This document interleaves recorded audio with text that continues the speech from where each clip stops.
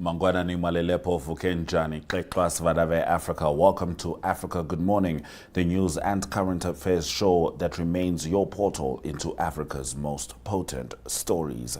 These are some of the stories that we'll be looking at from broader Africa. U.S. escalates drive to isolate International Criminal Court. Kenya launches nationwide crackdown following political violence. Calls grow for an independent probe into Liberia $19.2 million cocaine seizure. South African corruption case setback after suspect withdraws a plea agreement.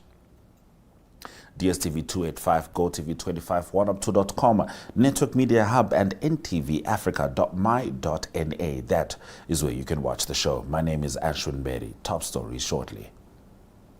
Namibia is a land of movement, with waves that never stop reaching forward. Here, adventure is not something we search for. It is something we are born into. In every corner of this country, creativity rises, from artists, from athletes, from dreamers. And when the world comes to explore Namibia, they discover something extraordinary. Because when sport moves people, creativity moves ideas, and tourism moves the world toward us. Something powerful happens. A platform where movement meets imagination, where industries connect, where opportunity grows, where Namibia's next chapter begins. Welcome to the Creative Sport Tourism Expo. Exhibit, partner, experience. Creative sport tourism.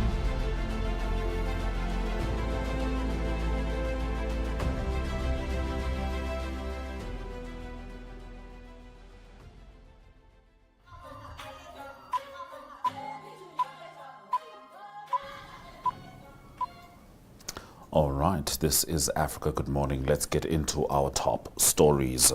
We start off with the U.S. escalating its drive to isolate the International Criminal Court. The United States has announced a broad campaign against the International Criminal Court, describing the institution as an intolerable threat to U.S. sovereignty. The Trump administration said it would encourage other countries to withdraw from the Hague-based court and end financial support. Secretary of State Marco Rubio said the ICC was using international law to wage a campaign against the United States. The State Department said the objective is to systematically disable the court's ability to operate, target American servicemen or officials, or threaten American sovereignty.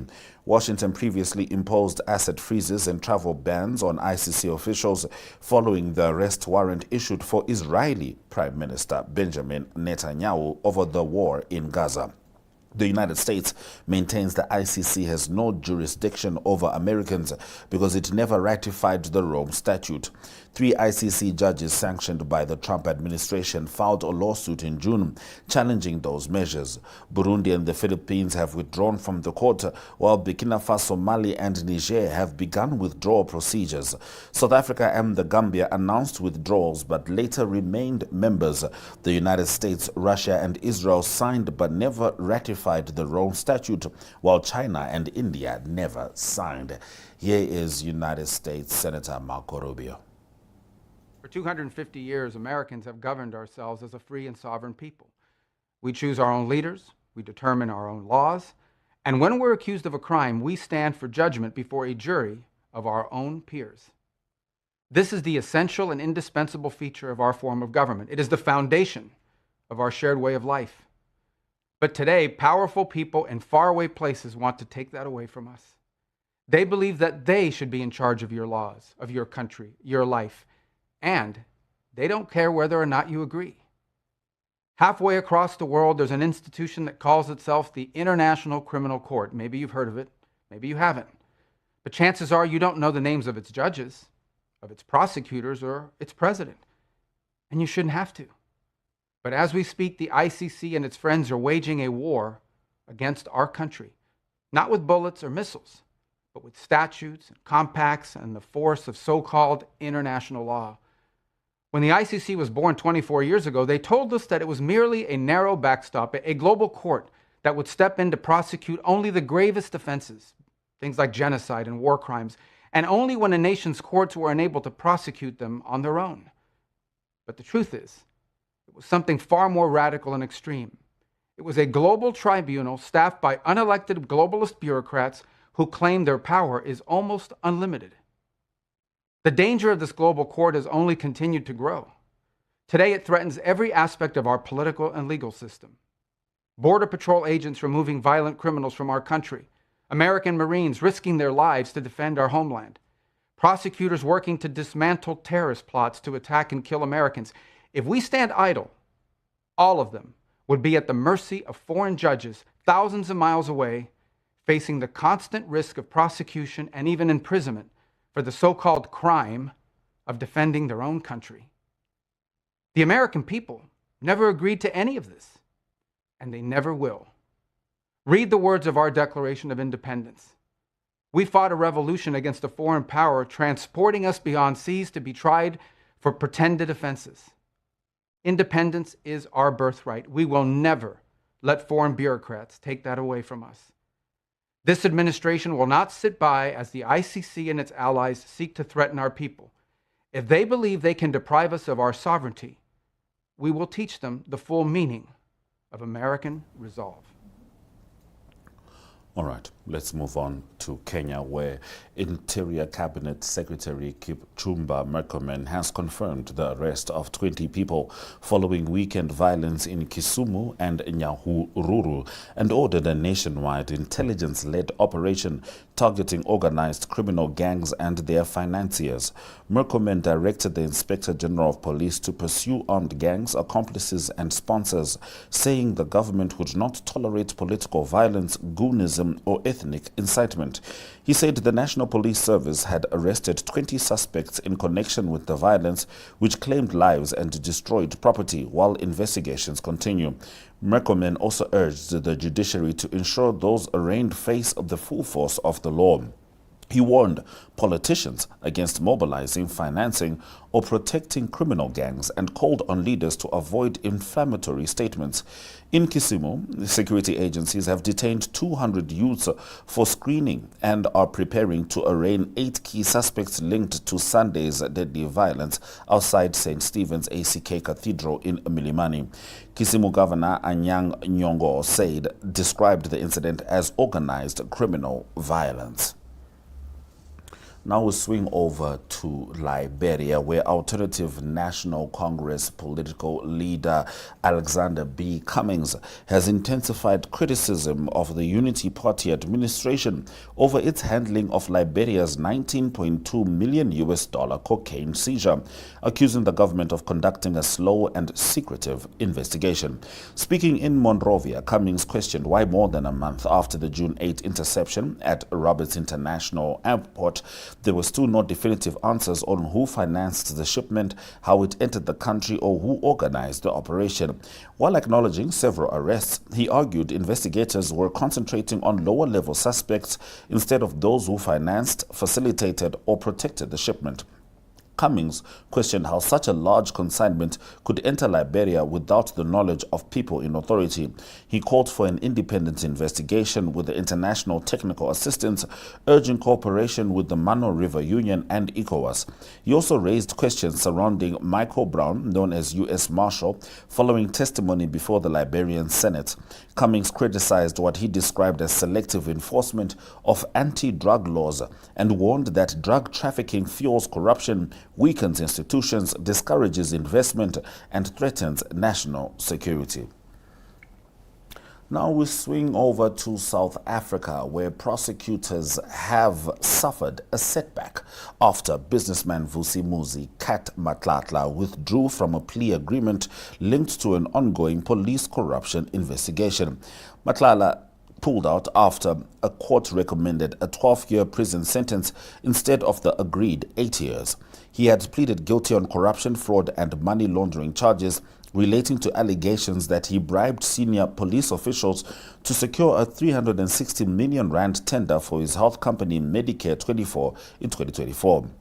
The agreement required him to become a state witness and testify against 12 suspects, including Police Chief General Fani Masemola, who denies the charges. Prosecutors said they would no longer be able to rely on evidence contained in Matla's affidavit after his withdrawal. The National Prosecuting Authority nevertheless said it still had a strong and winnable case.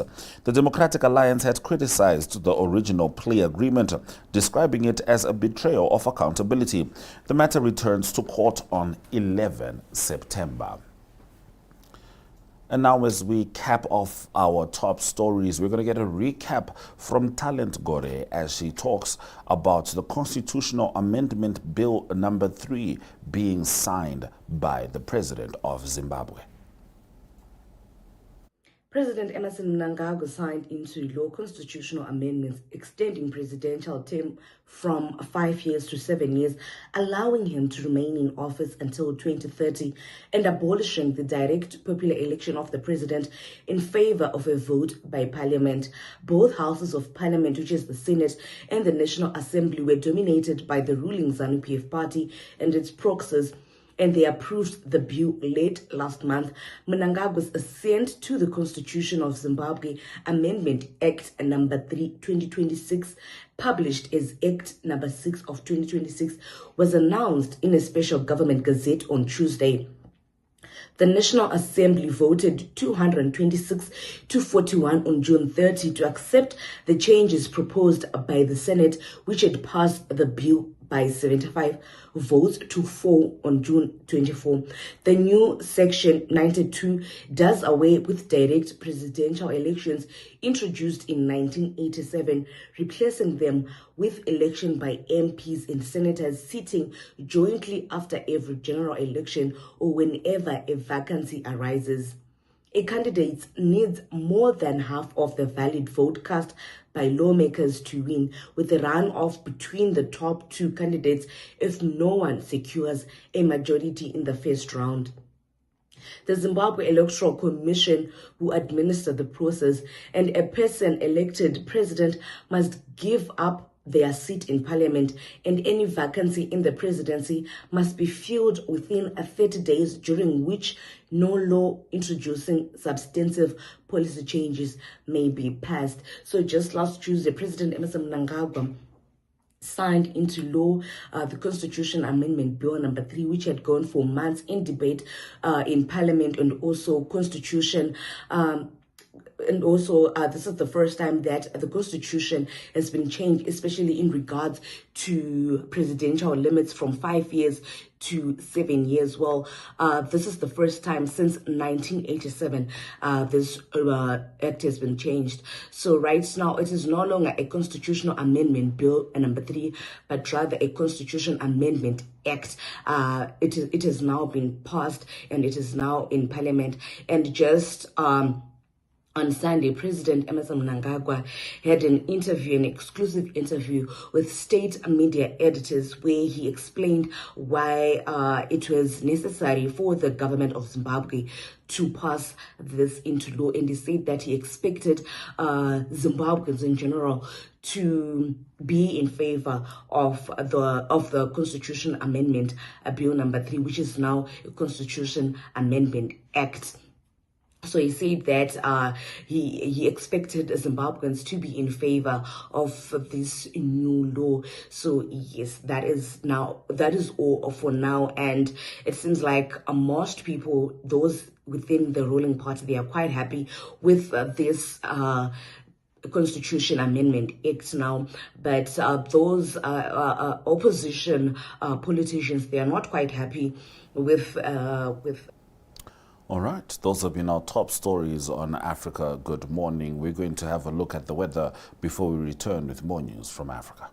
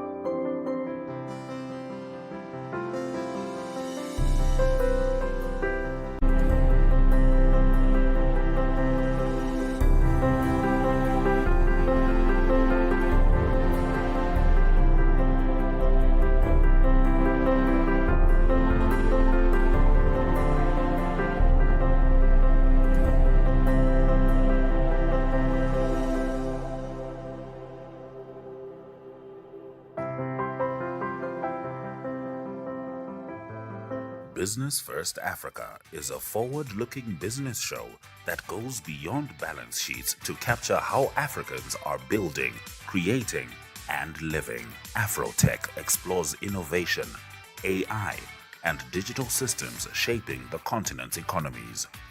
Brave and Building profiles Namibian entrepreneurs and businesses transforming industries and urban spaces. Creative Capital spotlights creatives and the creative economy, unpacking how culture becomes value. Africa in 10 delivers a sharp roundup of key developments across the continent. Don't miss Business First Africa, because it's not just business, it's life.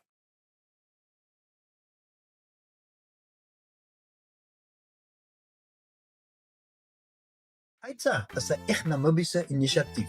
Ons reis op die hartklop van Afrika en vertel stories van mense en hulle dorpe op verskeie platforms insluitende televisie en sosiale media.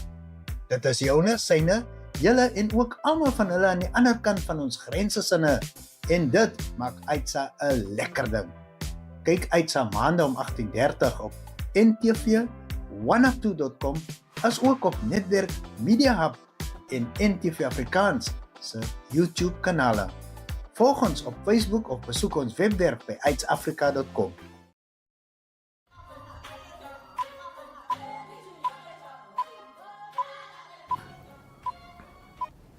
All right, let's talk about what is happening with oil. Asian markets fell on Monday as intensified Gulf fighting and Iran's claim that it had closed the Strait of Hormuz drove oil prices sharply higher and renewed global inflation concerns. Brent crude rose 4.3% to $79.31 a barrel, while U.S. crude gained 4.4% to $74.62. S&P 500 futures dropped 0.6%, Nasdaq futures lost 1.3%, and European futures also declined. Japan's Nikkei shed 2.2%, while MSCI's Asia-Pacific Index outside Japan fell 1.8%. South Korea's KOSPI plunged 7.6%, as leveraged semiconductor bets came under pressure. The rise in oil pushed two-year Treasury yields to 4.2393%, their highest since early 2025, while investors reduced expectations for Federal Reserve easing and priced 39 basis points of tightening by year end. The dollar index held firm at 101.13, with the euro, yen, and pound weakening. Markets are also awaiting June inflation data, Federal Reserve Chair Kevin Wash's congressional testimony, and corporate earnings from major banks Netflix, General Electric, and Taiwan Semiconductor Manufacturing Company. Gold slipped 1.5% to about 4,060 an ounce during trading as yields rose. All right, as we close off the show, this is an update from Wandile Global's X page. Do follow him as he gives a lot of very relevant news with regards to agriculture in Southern Africa and in South Africa. Here, he talks about South Africa's maize harvest process being roughly 14% behind last year's pace. Before he comes on, we're going to go ahead and say goodbye from the studio on DStv 285, GOtv 25, 1up2.com, Network Media Hub, and ntvafrika.my.na. Tomorrow, we will be joined by Ari Hogad as he delivers the South Africa report. And as always, on Friday, we'll be going through our news videos of the week from Namibia, and on both days, the potent stories stemming from the African continent. From me, Ashwin Berry, and the Africa Good Morning team, Swela Jaganaka. Hey folks, if you talk to people that observe the grain markets in South Africa, they'll probably tell you that this has been one of those unusual seasons. The headline point that many people, including myself, that we have communicated is that we are having one of the excellent seasons in terms of the grain output. But the other side of the conversation is that the season has been fairly late, especially for maize, late by roughly a month and a half. This dates back from the start of the season, where it was very wet and some folks had to plant later than the usual period. And as a result of that, even now in terms of the harvest is pretty much behind when you compare to the previous season's pace. I was just looking at the data now. We are almost mid-July, and the farmers have delivered to the commercial silos around 6.4 million tons of maize.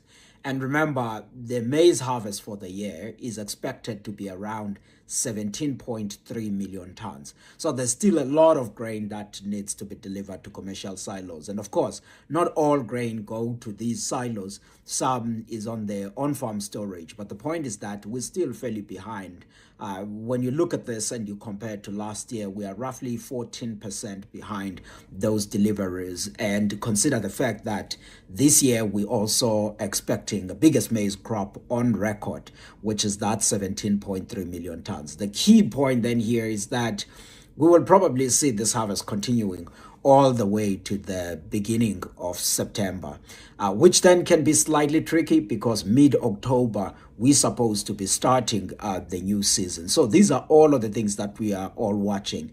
And in fact, some people may even now start to estimate that perhaps we are not going to start from mid-October, which is our traditional planting period. We may start maybe towards the end of October in the eastern regions of the country. And of course, in the western regions, we typically plant from mid-November onwards. And depending on the rain pattern, we can even plant all the way through to the beginning of January, which is what we've seen in the previous season, which is why we're at this stage that we are in now, where we are talking about all of these things. But if you are a consumer, maize user, poultry industry, and all of this doesn't really matter that much for you because the quality is still great and the crop will still come in and the prices are still fairly low on the back of what is expected, which is in terms of the size of this harvest. But I thought it was important just to jump in and talk about the harvest, because when people drive around South Africa, they will probably see that the harvest is continuing far longer than they typically observe across the country. And again, the quality from what we are observing on the data and what we are hearing from some of the farmers remains fairly decent in all of this.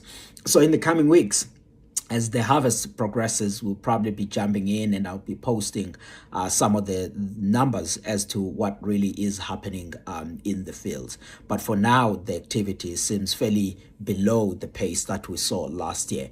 The fact that, though, it also rained for a much prolonged period all the way through to mid-May is another thing that adds to these delays, in addition to the fact that the folks had planted fairly late.